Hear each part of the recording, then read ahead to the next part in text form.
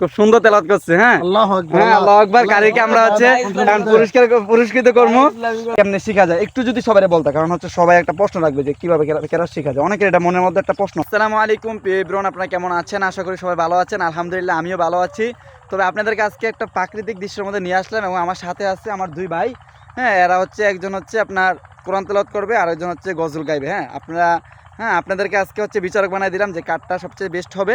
হ্যাঁ, আর কেমন লাগে অবশ্যই আপনারা কমেন্টে জানাবেন। চলেন আমরা একটু শুনে আসি। ওনার কাছে আইসা ওনাকে বললাম যে দেখেন, আপনি হচ্ছে এই প্রাকৃতিক নিয়ে একটা হয়তো গজল পারলে গজল বলবেন, না একটা আপনার সঙ্গীত বলবেন। হ্যাঁ, তো উনি বললো যে দেখেন কোনটা গাইবো, তো আমি বললাম যে একটা গাইলেই হবে, সমস্যা নেই। সবুজ শ্যামলী অপরূপ লীলাভূমি স্রষ্টার অপার দান, লাখো লাখো আদমের শাহাদাতে সিঞ্চিত আমার এই প্রাণোদ্যান। দিগন্ত বিস্তৃত ফসলের সমারোহ বিমোহিত পরিবেশ, মহিরহ পল্লবে পাখিদের কল্ললে স্বর্গের সন্নিবেশ।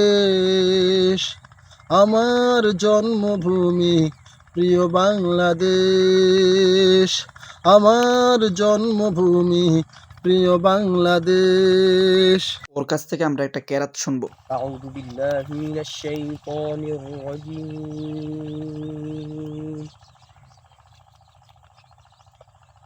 বিসমিল্লাহির রহমানির রহিম।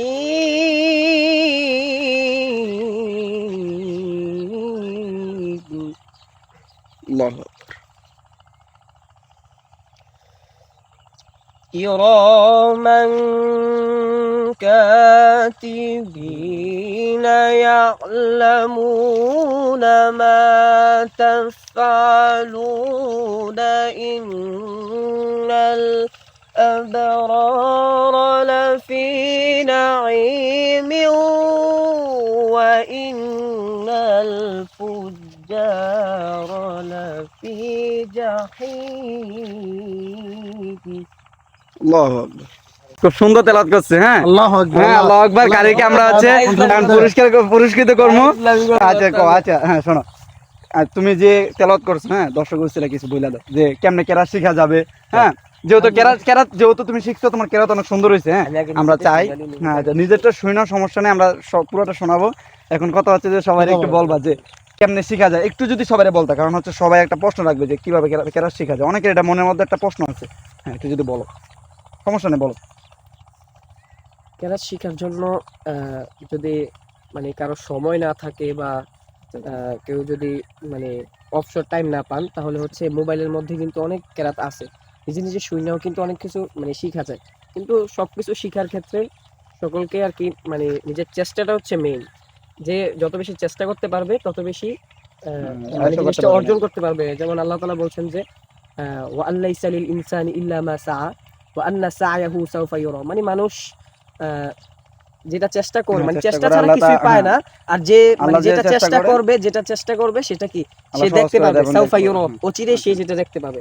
তো সুতরাং আমাদেরকে চেষ্টা করতে হবে। আর যদি আপনার মধ্যে কি থাকে, ইচ্ছা শক্তি থাকে, তাহলে হচ্ছে আপনি কি করতে পারবেন, আপনি মোবাইল থেকে দেখে শিখতে পারবেন না। আচ্ছা, ওস্তাদের থেকেও শেখা যায়। হ্যাঁ, তো ওস্তাদের কাছ থেকে শিখতে তো ভালো। যার ওস্তাদ নেই, ওস্তাদ তো সবাই অবশ্য থাকে, কিন্তু যদি আপনারা যদি মোবাইলে শিখতে চান, চাইলে অনেক ওস্তাদ থাকে। যারা মোবাইলে শিখলে যে ওস্তাদ হবে না তা না, কিন্তু যে কোনো একটা ওস্তাদ আপনাদের নির্ধারণ করতে হবে। তো ভাই বললো যে মোবাইল থেকে আপনারা চাইলে সুন্দর মতো তেলাওয়াত শিখতে পারবেন, কোনো সমস্যা নাই।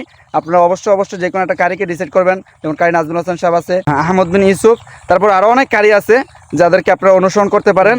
তো আজকের এই ব্লগিং থেকে আমরা আপনাদেরকে এইটাই মেসেজ দিতে চাইলাম। এদিকে হচ্ছে হুজুরে আছে, হুজুর একটা সুন্দর আপনাদেরকে নাতুর শোনায়, প্রাকৃতিক নিয়ে একটা সুন্দর একটা গান শোনাইছে, যেটা আপনাদের কাছে কেমন হয়েছে, দেশপ্রেম। হ্যাঁ, তো আপনাদের কাছে এটা আমাদের একটা রিকোয়েস্ট, কেমন হয়েছে আমাদেরকে অবশ্যই কমেন্টে জানাবেন। ভালো থাকেন, আজকের জন্য বিদায় নিচ্ছি।